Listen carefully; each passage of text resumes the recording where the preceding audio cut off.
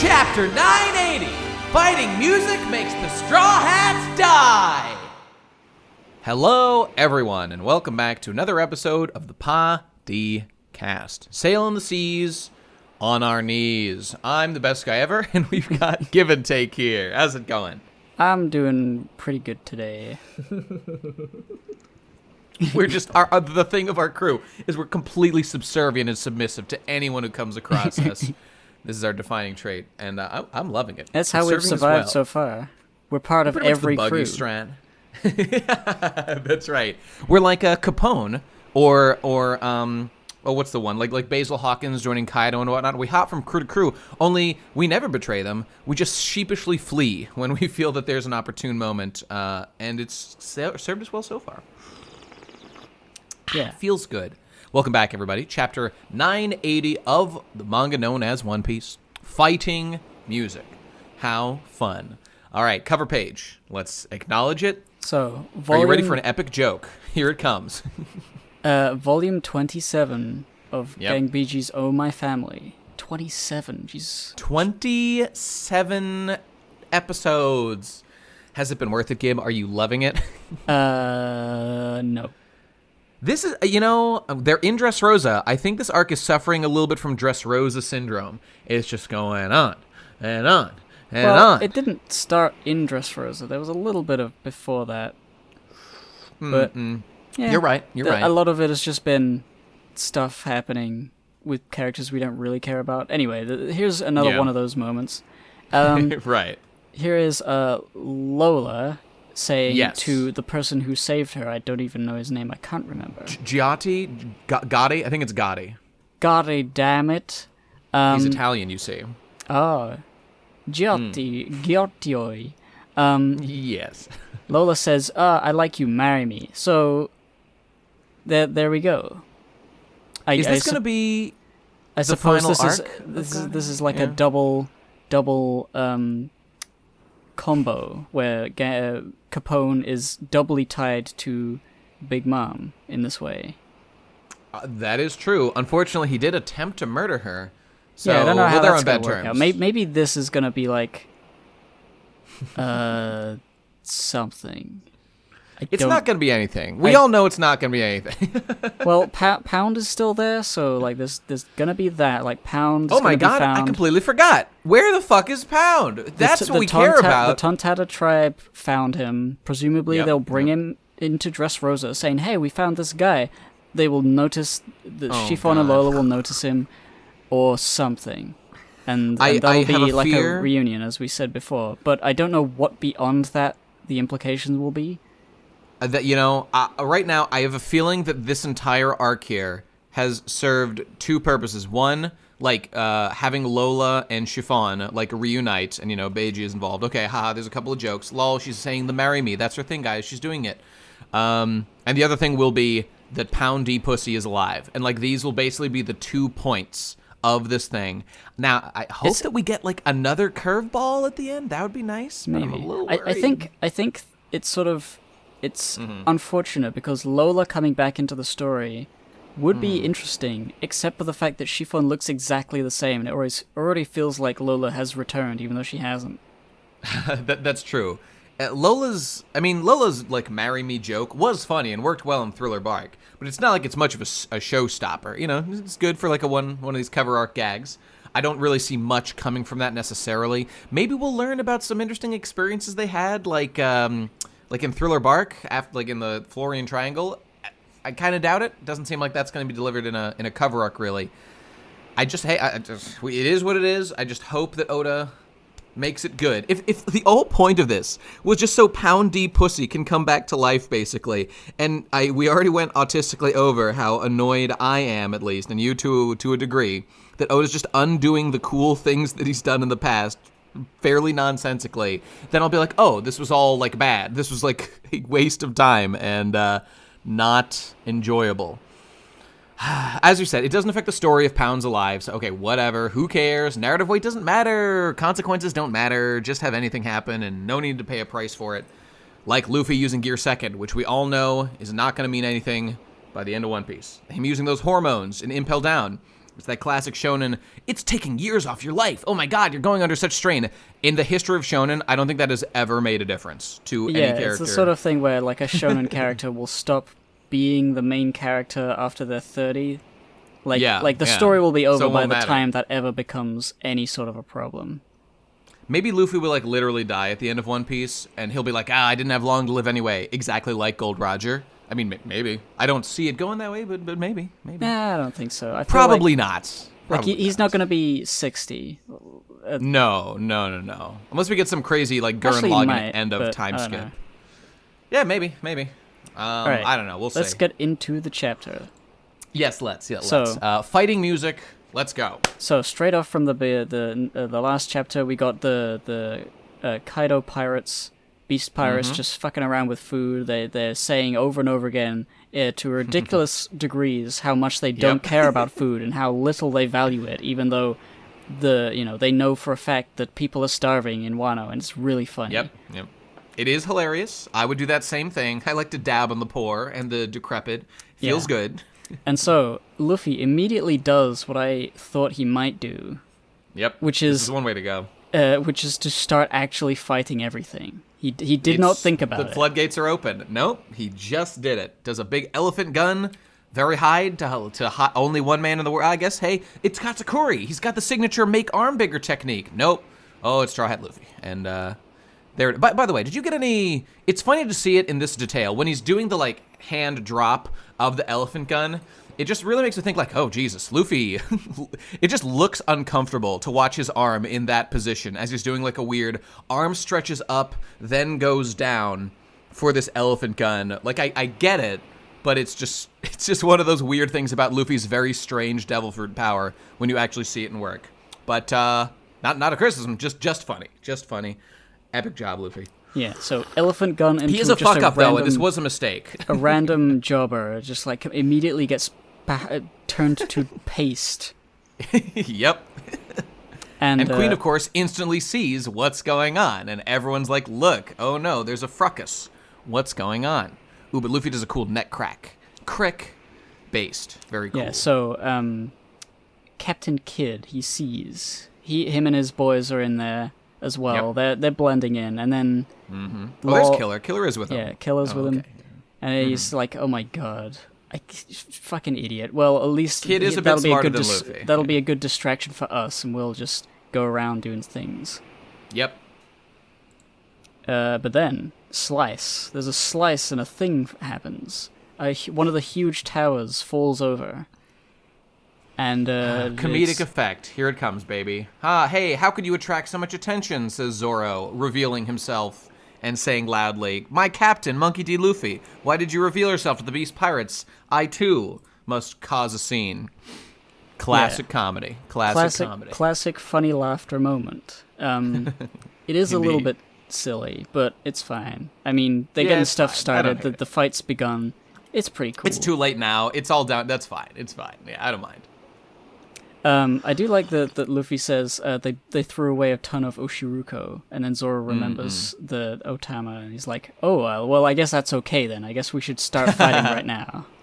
That's a very Straw Hat Crew kind of thing to do. And I think it's funny, like, Kid's being the straight man with his thought bubbles here, and at the end he's like, "Why does everyone care so much about Oshiruko? I don't understand."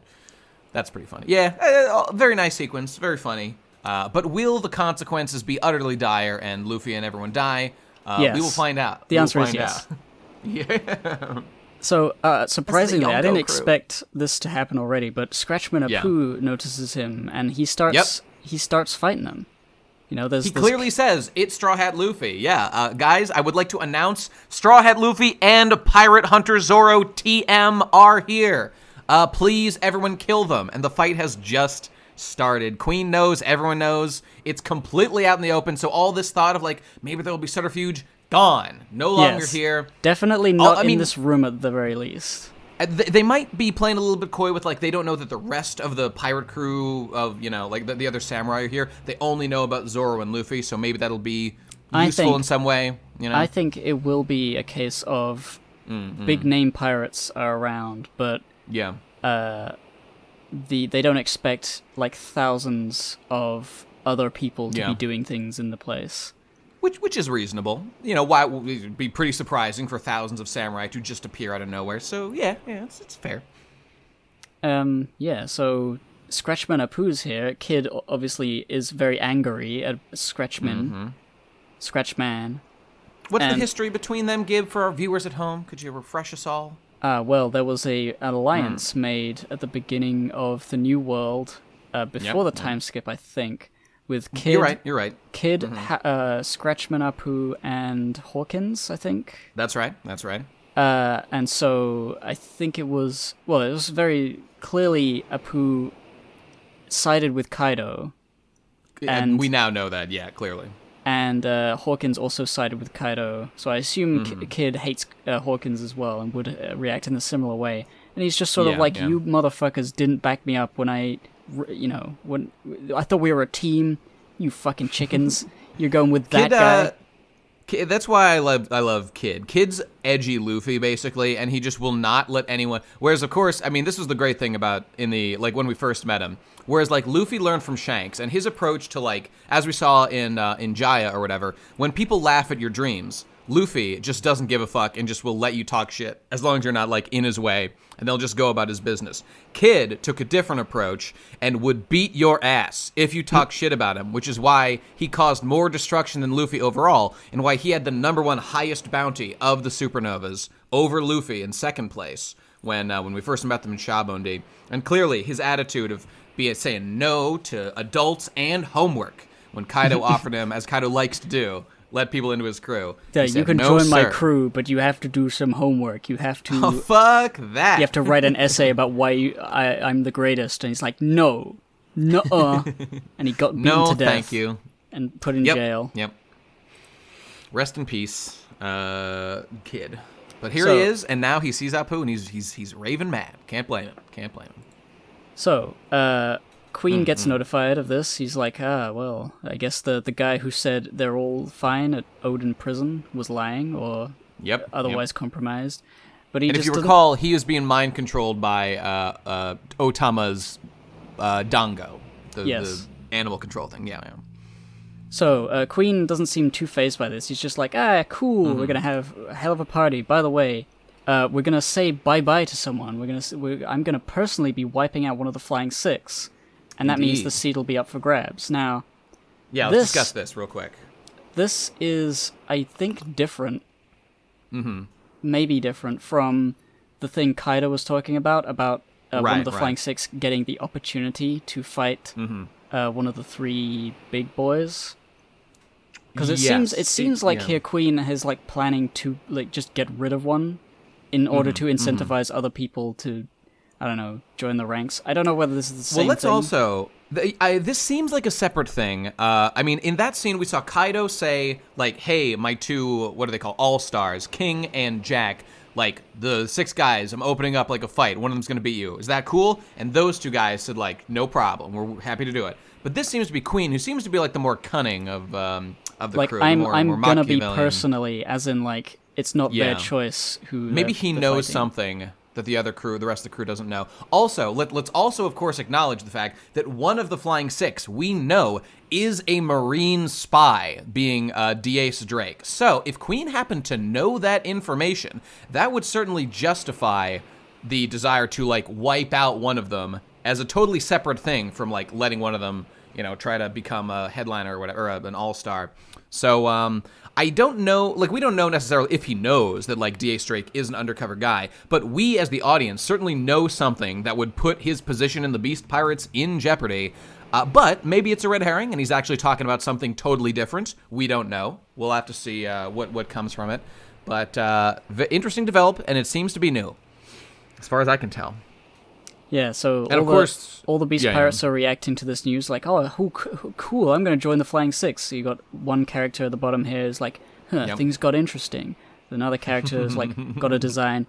Third guy on the left is I'm not a gifter, I'm just a regular schmo. I have no chance at all. Let's just drink. Yeah. I like that guy. I do like that guy too. He's accepted his position. Maybe he's one of the maybe he's a pleasure. One of the people who ate a smile, it didn't work. So he's like, well, fuck my life. I'll just drink and laugh. He can't help but laugh. Maybe he's I think upset. that there's a pattern. I think that one spike on the top indicates a waiter, I think, but I'm not. It might also be the pleasures. I'm not sure. I don't really remember. Somebody I'm sure out there knows better than me. Also, I like that sexy bee lady on the right with her extra arms and it says bee on her chest. Oh yeah, she is a bee. She's a bee smile. I hadn't considered the idea of insect zoans. 2 words, Gib. Compound pussy. Moving on. Let's go to the next page. Wait a minute. Don't even think about it. Don't you need a compound pee-pee for that? That's why it takes a real man to satisfy her, who ate the, I don't know, the spider thing, but it only made his dick compound. Never mind. All right. Yeah, you eat the spider smile fruit, and your transformation is that you get 8 penises. Doesn't increase your battle prowess whatsoever, but it's hella cool. Hey, some might prefer that to an increase in battle power. But so on the next page, we've got Luffy and Zoro, running around, and they're like, "Oh, geez, some of these guys are actually pretty strong. This is a fucking Yonko crew. Yeah, they're like all smile users. They're in the midst of a million fucking, basically devil fruit users at this moment. It's probably more than they ever ran into in Whole Cake in one place. Like, there was that one time where all of the people went marching to kill Luffy or something. Right. Yeah. That was so, I mean, maybe more. that was more, but... But this is like everyone in Kaido's crew is here. By the way, do you see that really big, like, silhouetted, like, demon-looking guy in the middle of that panel where everyone's rushing at him? I think that's a number. Yeah, one of those number guys. I agree. I think Oda is doing this intentionally. He's still playing it very coy with those guys. But I think there will be a big reveal at one point. And knowing Oda, I'm just going to put my money down. I'm betting. Oda's done this before. He's very mysterious. I bet they're going to be extremely silly. If I had to guess, that's where I would guess Oda's going with this. Because he likes to hide onto stuff, make them seem hype, and then hit you with a silly twist. I mean, they'll still be really strong, don't get me wrong. But I bet they will look silly. That's my guess. But in any case, Luffy and Zoro are fucked. Well, yeah. So then Scratchman Apoo starts doing his funny things. It really unnerves me how he plays his teeth like a piano. I'm wondering, this is the first time I really thought about it. What the fuck is this guy? Is he a cyborg? Is that why he's in musical instruments? Everybody assumes that he's eaten some sort of music devil fruit because his powers are more than just like... I mean, the things that we're about to see, if you just had teeth that were cybernetically turned into a piano, that wouldn't, like, result in, like, attacks, as we've seen and done in the past. That would just make sounds. Unless there was, like, also just a gun attached, which, why would you be... If you just put a gun, just be Frankie and just make a gun. You don't need all this extra stuff. It's gotta be a devil fruit. Very, very likely, I would say. But I think that we're going to explore the nuances of this supernova's devil fruit in the days and weeks to come, if I had to guess. Because it certainly is mysterious and looks cool. And his fighting music is very interesting, which is the name of the chapter. How interesting. So he presses on his keys, he pats on his head like his lower jaw is bottom half of a hi-hat cymbal. He beats his drum like a bass drum or whatever. He starts doing stuff. And then he plays like strings in his arm, which is now a guitar. That one's fucked up. That one's disturbing. It looks like his like veins are like stretching from his arm to his hand. Yikes! A little bit, but to me it feels more like it's like I can't help but think he's like Frankie, and that's not actually a real arm. But if it is a real arm, and those are like I don't know, woo, don't like it. But anyway, he plucks that, he does all these things, and a shockwave comes and punches Luffy in the face. And then it hurts. If you recall, the last time we saw this happen was so many chapters ago when Scratchman Apoo on one fucking chapter did a little fighting against Kizaru, the light devil fruit admiral man, and he did similar sorts of things. He did a drum, he did a whatever the fuck, and he cut off Kizaru's hand and then had him like explode. But of course it's Kizaru, so he was totally fine. But it certainly is doing a number on Luffy. He goes, ouch. Yeah. And I think if you read closely, I think you can see what he's playing. It sounds a little like... Don't you dare bring that here. I'm sorry. The music. The music is in me. Oh, I just had a real cool thought. Yeah. At the end of this chapter, we see Kidd fighting Apoo, but we don't know that necessarily the Kidd has what it takes to win. He might be like a really difficult battle. I'm just thinking, Brook. Like, Brook comes in, and he combats the music with more music, and that's like, Kidd is saved thanks to a Straw Hat crew member, likes the Straw Hat a little bit more, has a little bit of respect for him. You know, that would be really, like, a good match, I think. I would love to see that music v music. A fucking Zoomer-ass DJ Apoo with his scritchy scratch stylings versus the classically trained musician Brook and his intellectual violin skills that can hypnotize and move your thighs rhythmically. Yeah. We'll see. Brook is not I would love to see that. So it's probably not going to happen that way, because, I mean... I don't think Apoo's down for the count or anything. I think this man's a supernova. I think he's going to do some stuff before he's... Oh, yeah. I don't know. Yeah, it's not going to just be one and done, but maybe Brook could, like, help do... I just feel like there's no other musician characters really in One Piece other than Apoo and Brook. Yeah, you're right. I can't think of any. Blackbeard doesn't have one, as far as I know. Nope, not that I know of.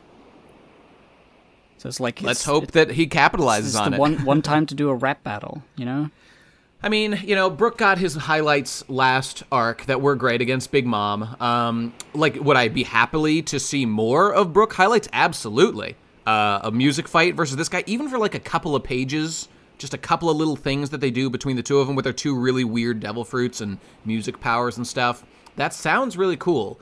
But if I had two choices before me, and one was that, and the other was Chopper gets actual relevancy with like some weird, Rumble Ball, Zoan Fruit, miscellaneous relevance to the plot. Why not both? Those don't Hey, cancel you're right. each other You're out. right. I mean, I feel that there are practical questions here of Oda's not going to spend that much time because he can't just do everything that we dream of. While that would be great, hey, you know what? I'm not trying to kill the dream here. I literally want to see that. Please do it, Oda. But I think that he won't do everything we want because there's just not enough time. But maybe I'm wrong. Maybe I'm wrong. Please prove me wrong, Oda. Do everything that's cool.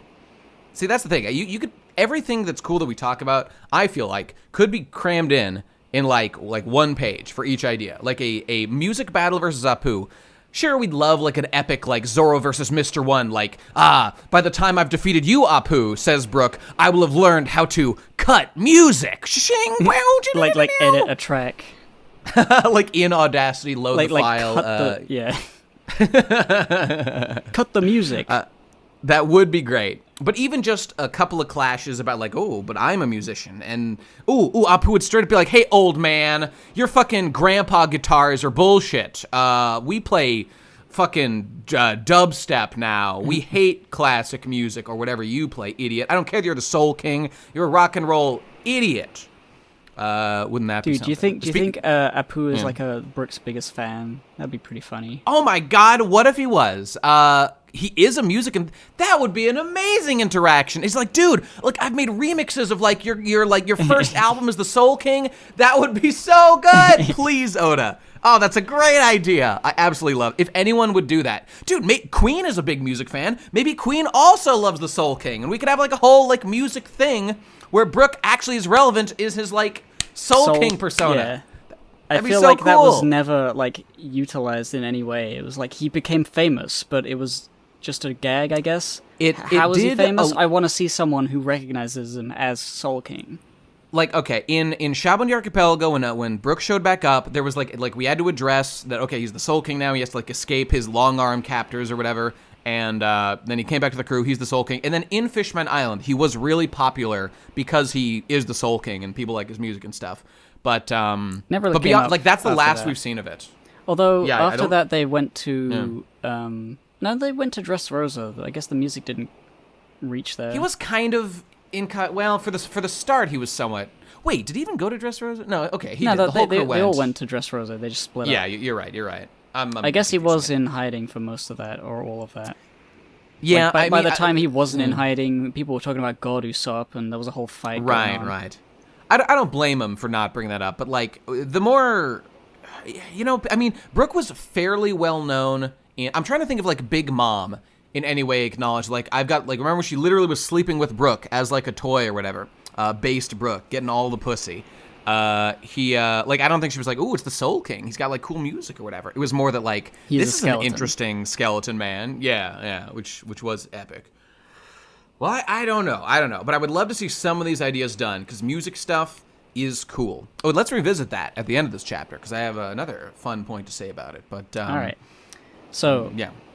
Apoo, Shockwave, punches Luffy. Also, does another one, cuts Zoro. Like, that's really a serious cut right there. Jesus Christ. Like, a lot of the time you do cuts and not that much happens, but this is like a cut across the chest, blood. It looks almost like it's going across his famous wound that he has from Mihawk. Yeah, you know what? It does. Maybe it's a sound that doesn't do a slice. It bursts open old wounds. Okay, I'm getting too carried away here. I mean, it could literally be that. I don't know. That power is totally mysterious to us. I don't fucking know, man. Yes, there's no blade. And then he's going, check it out. Is being silly, which is good. He's just dancing around while he's literally dabbing on these tryhards, and it is embarrassing. They're getting completely cucked. Jesus Christ. A two elbow, 3 arm, long arm tribe dab would be quite a powerful dab. Holy, imagine him like the arm goes and then like curls upward again on the end. Oh, somebody draw that. Apoo doing an advanced level dab that only a long arm can do. Maybe Luffy could like approximate it with his like stretchy arms, but you got to be a real long arm boy to do it. And then let's just acknowledge, and then does another big bam, and Luffy literally gets exploded and passes out. He is rendered unconscious and helpless by literal Chad Apoo, absolutely cucking these virgins. This is among the most embarrassing performances I've seen by the Straw Hats in a long time. Very unfortunate. Even Queen is like, guys, I thought this was going to be a good show. You're embarrassing us. Oh, God. How many training arcs does Luffy need to get this shit together? Zoro continues to get cucked. Luffy's... At least he didn't pass out. This is some serious... And Zoro says, like, next page, Luffy is unconscious. Zoro is carrying him. We're out of options. We need to get away. We can't be taking damage this early, or we will not stand a chance against Kaido. And they've got so many numbers and a lot of strong crewmen. Embarrassed. This is like what you would be afraid would happen, and it is happening. Shockingly. Just not a strong performance from our boys. Okay, but if nothing else, Zoro, and especially Luffy, are known for their endurance, as we saw with Katakuri, famously. And Zoro's been a very endurance-heavy guy, fighting Buggy back in the day, and fucking Mr. One, taking lots of hits and just getting right up and keep on chugging, so... I'm not too worried. Their HP bars are very big. They've spec'd into endurance significantly. So this is, again, going to be one of those things where, like, it's like JoJo-esque. Sometimes in JoJo, you'll see a character get, like, a literal hole blown out of them. Actually, that happened literally to Luffy last arc against Katakuri. But then, like, in a chapter or two, it's like, oh, like, that was kind of exaggerated because this is a manga for dramatic effect. He's okay. It wasn't that big a blow. He'll be fine. But the fact that Luffy passed out... we're just, like, we're stuck in the realm of, like, speculating on, like, ooh, what are the intentions for, like, the level of damage that these shonen attacks did? You can jack yourself off and talk yourself in circles endlessly about this stuff. I'm sure there will be fine, but this was embarrassing, and that's really all we know for sure at the end of the day. I'll just mention, I got disconnected. I am back now, just in case there was any weird stuff happening. But yes, they do seem to be taking quite a lot of damage from Apoo. I mean, he is like a powerful He's a pirate. supernova. He was a supernova. So it's good that they're giving him a little bit of like, oh, okay, this guy is no pushover. Hawkins was like successfully fighting off Zoro for a while there. Both supernovas. Seems appropriate. Apoo also getting a little highlight. That's good. So it's just that, go on. It's quite a big explosion. Luffy is like out for a few seconds. Yep. The nature of his attack, I can't really tell. I don't know. Like, it's a cut, it's an explosion, it's all these different things. A punch. It feels totally like a mysterious. shockwave. It feels like a shockwave shouldn't be able to do all those different things, but I don't know. It's, I mean, if I had to guess, because we just don't know, it's probably going to be like some devil fruit where like certain instruments just produce certain effects. I don't fucking know. I'm sure Oda, I'm sure in his way, this will be the arc probably, where we get an explanation of Apoo's fruit, and I'm looking forward to it. It's going to be fun. Oh, of course. And, it's all good. We might even get that, like, right next chapter, because... I wouldn't be surprised. Zoro and Luffy Zoro realizes that they can't take this much damage this quickly. They don't have time to fight this guy because he's going to be doing too much damage to them. He has to run away and, pathetic. hide. So, really bad. Really super bad. We've got people shooting him with arrows. And, they're see a guy with a wolf. They're fighting. Yeah. They're fighting each other. They're fighting the smile users off pretty easily. Yeah. But that's fodder. You got to be able to. You got to be able to do more than that.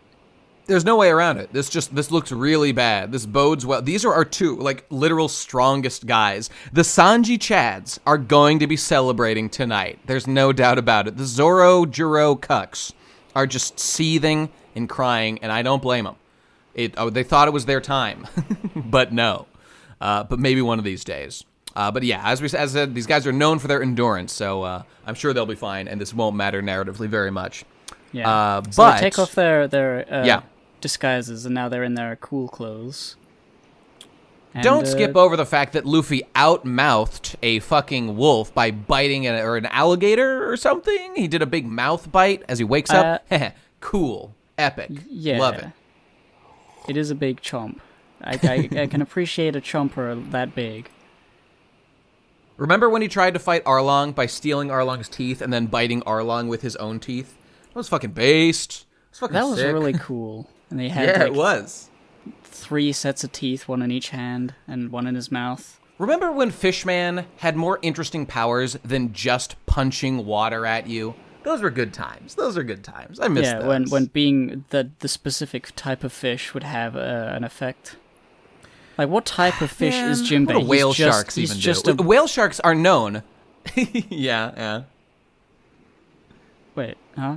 What, okay, I think we're just getting a disconnect. Whale sharks are known for just opening their mouths up super wide and swallowing massive amounts of krill at once. I want to see you do that, Jinbe. Open that mouth up, swallow your enemies whole. That's how you will impress me as a fighter, Jinbe. When you do that, I will be like, I was wrong. I apologize. Jinbe is in fact based. He's just gonna vor Kaido. That's how he's gonna do it.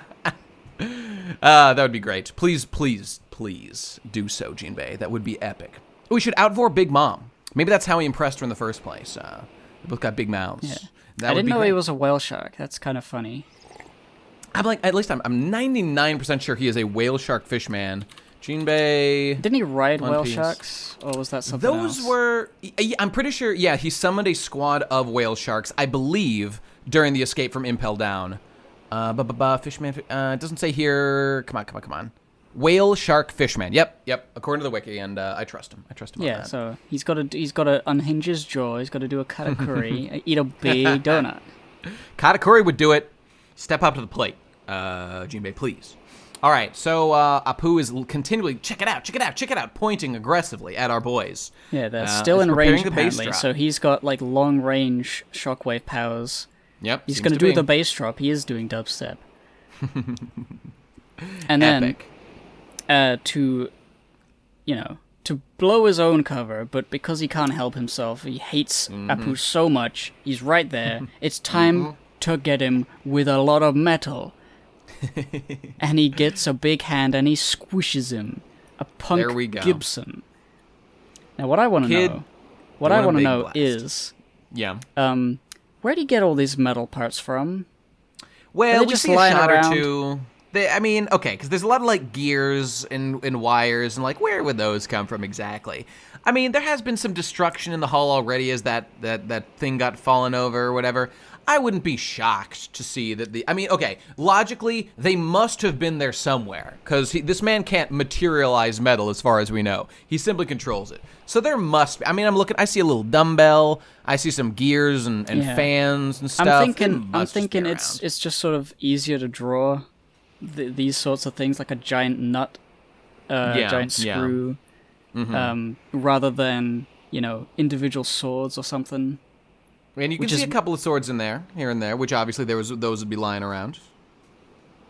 It's one of those things that, like, when Kidd doesn't attack, the world just produces gears and wires and things and pistons for him to assemble a fight punchy arm with, and he capitalizes on it and is loving it. And it's not at all that the authors of One Piece, that Oda and whatnot, decided a while ago that Kidd has a certain style in his armor, or in his big mechanical shit, and that when drawing it, just use this general template and we'll assume that it was around there somewhere. No, it couldn't be that. It couldn't be that at all.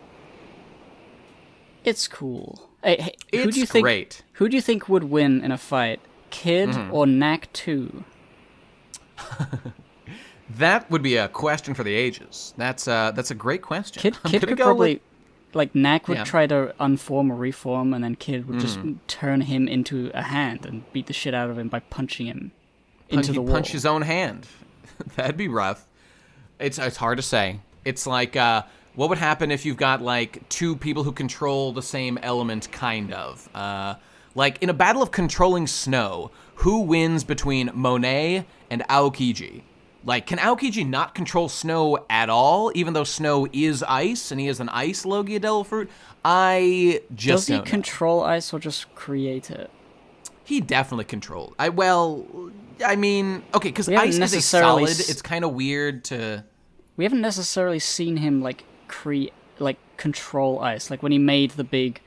Well, here's one. When what's-his-face, Whitebeard, made the earthquake, and the tidal wave came, and he froze the tidal wave. He didn't, then turn the tidal wave into a fist and then punch someone. Okay, well, we know it's a Logia, so it probably is. But I can give you an example. It's when he did this attack called, I believe it was called Ice Partisan. He created ice lances and then launched them at Whitebeard. He didn't, create them and then, push them. He just launched them with, devil fruit powers. Okay. So, that sure seems like a control of element sort of thing. His is weird because it's a solid, unlike a lot of the liquids and gases we see out there, but... Who would win, Crocodile or Gaara? Actually, you know what? People have thought about that in the past. I think there might be a... I remember. Is there a fucking a death battle between those two? Because it would be appropriate. My money would definitely be on Gaara between those two, because Crocodile kinda not that strong in the grand scheme of things. Gaara's got a whole one-tailed raccoon inside his body that can hit you with all kinds of chakra blast and stuff. What's Crocodile's strongest attack? Desert Spada that he did to Luffy, and Luffy literally just punched through? That's embarrassing. I don't know. Also, Crocodile has the weakness of water, or whatever, where... Your boy. Although he is a Logia, so he can dodge through attacks that Gaara doesn't have the ability to do. I just feel like Gaara is way stronger, especially in Shippuden and stuff. He really leveled up as the series went on. I love Crocodile, but not too impressed by him.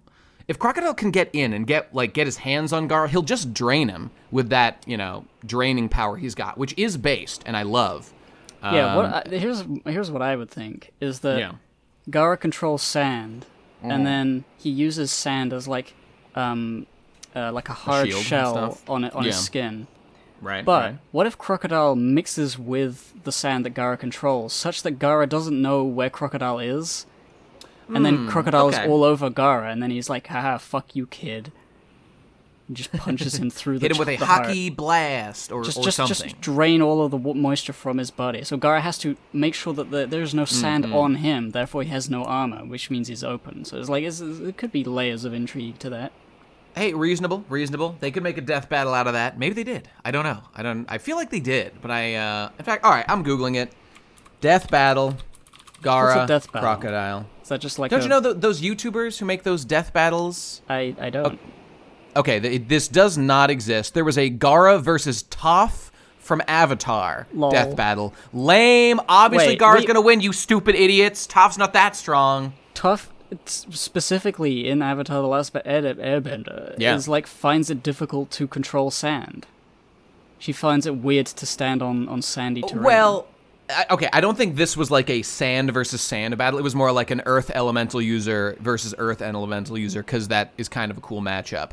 Yeah, she's actually sand is not her forte whatsoever. She's a rock and steel kind of guy. Definitely at a disadvantage if tough versus Crocodile could turn the stone into sand, and then she would be even worse off.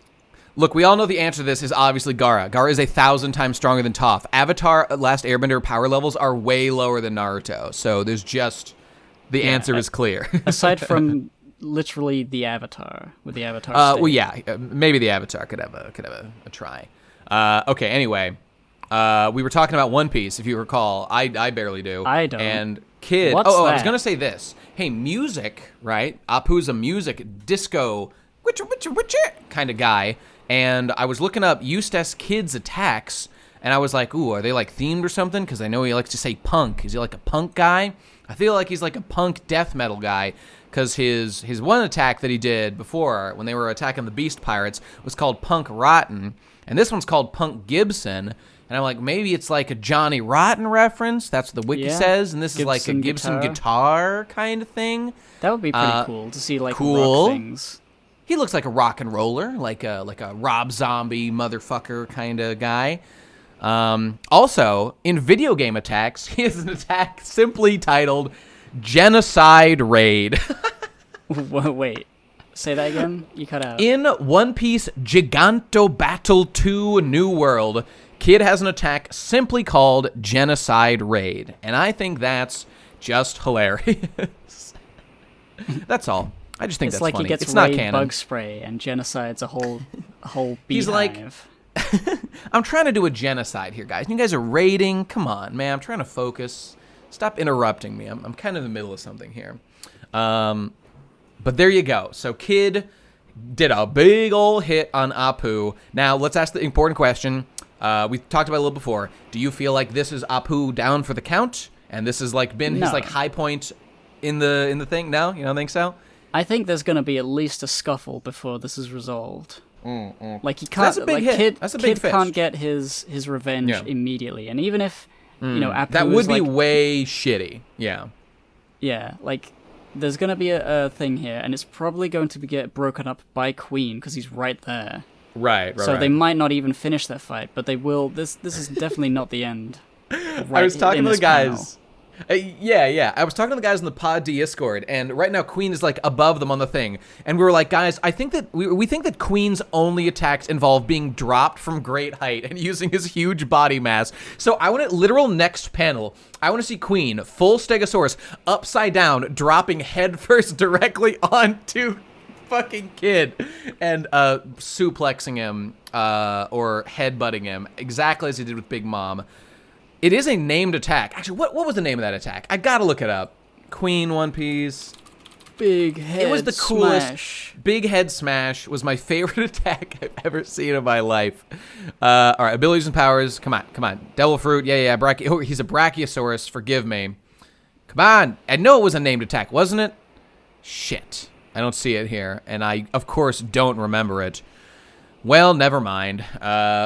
Epic job killing Big Mom. I'm very impressed by you, Queen. Continue to be the best character this arc.